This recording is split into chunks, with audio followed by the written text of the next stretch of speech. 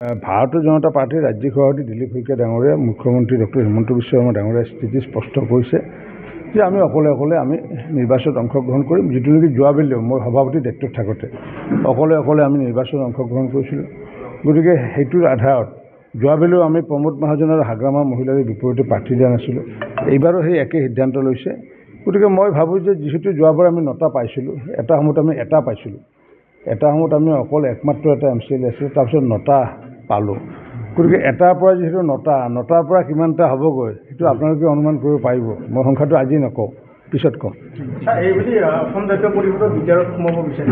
সোমাওক, ভাল কথা এইটো, কাৰণ আমিতো আদৰণি জনাইছোঁ। কাৰণ কিয় যিমানে সোমায় সিমানে ভাল। আৰু এইটো স্বীকৃতি দিলে যে BTRত ইমান দিনো সোমোৱা নাছিলে, ইমান দিনে অশান্তিৰ পৰিৱেশ আছিলে। সেই সময়ত BJP ইয়াতে থাকিছিলে, UPPL আছিলে, BPF আছিলে।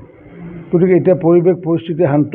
গতিকে কোনোবা দলে আহিছে, আমি ভাল পাইছোঁ, স্বাগতম জনাইছোঁ যে তেওঁলোকে স্বীকৃতি দিছে যে BTRত যে শান্তি স্থাপন হৈছে। গতিকে নতুনকৈ যিসকলে ইয়াতে নিৰ্বাচনত অংশগ্ৰহণ কৰিব তেওঁলোকে আমাক একোখন আমাৰ মাননীয় প্ৰধানমন্ত্ৰী নৰেন্দ্ৰ মোদী ডাঙৰীয়া, আমাৰ গৃহমন্ত্ৰী অমিত শ্বাহ ডাঙৰীয়া, মুখ্যমন্ত্ৰী হিমন্ত বিশ্ব শৰ্মা ডাঙৰীয়া আৰু লগতে প্ৰমোদ বড়োৰ চিফ, আমাৰ BTRৰ চিফ প্ৰমোদ বড়ো ডাঙৰীয়া ইয়াতে নিৰ্বাচন খেলিবলৈ অহা মানে তেওঁলোকক চাৰ্টিফিকেট দিয়াই বুজায়। কাৰণ কিয় পূৰ্বতে তেওঁলোকে অহা নাছিল। ভাল কথা, আমি আদৰণি জনাইছোঁ। গণতন্ত্ৰক আমি সন্মান জনাওঁ। গণতন্ত্ৰ যথেষ্ট মজবুত হ'ব। ৰিজাল্টটো কি হ'ব জানেই তেওঁলোকৰ, আগতো আমি গম পাইছোঁ। গতিকে ৰিজাল্ট যি হ'ব আমি জানো। গতিকে আমি আদৰণি জনাইছোঁ। আমাৰ যি 6টা সমষ্টি আমাৰ ইয়াতে আছে তামোলপুৰত, আমাৰ কাৰ্যকৰ্তাসকলে কোৱা মতে যে 6টাত আমি 6টাই তীব্ৰ প্ৰতিদ্বন্দ্বিতা হ'ব যদি আমি ঠিকমতে নিৰ্বাচনত অংশগ্ৰহণ কৰোঁ। আৰু তাৰে ভিতৰত 4টা ইতিমধ্যে জিকাৰ কাৰণে 100% নিশ্চিত বুলি ইতিমধ্যে কাৰ্যকৰ্তাসকলে আজি তেওঁলোকে মত ব্যক্ত কৰিছে। নিশ্চিত বুলি কৈছে এইবাৰ BTR দখল কৰিম। তেখেতেতো আজিলৈ BTRত আহিয়ে পোৱা নাই। যিজন মানুহ আহি পোৱা নাই তেওঁ আকৌ নিশ্চিত বুলি কেনেকৈ ক'ব?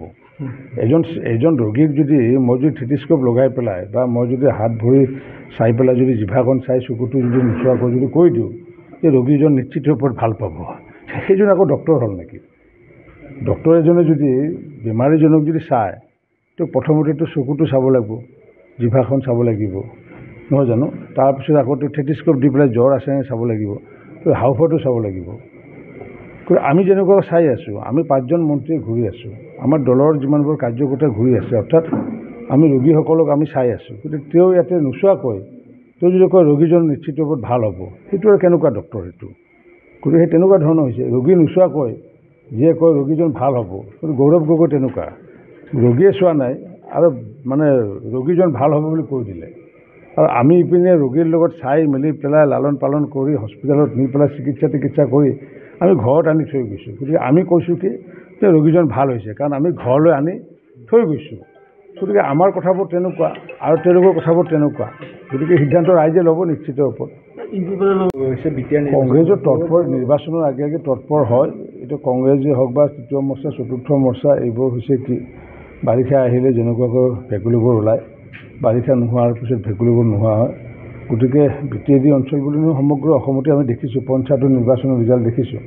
প্ৰতিটো পঞ্চায়ত নিৰ্বাচন, ৰাভা আচৰণৰ নিৰ্বাচন দেখিলোঁ।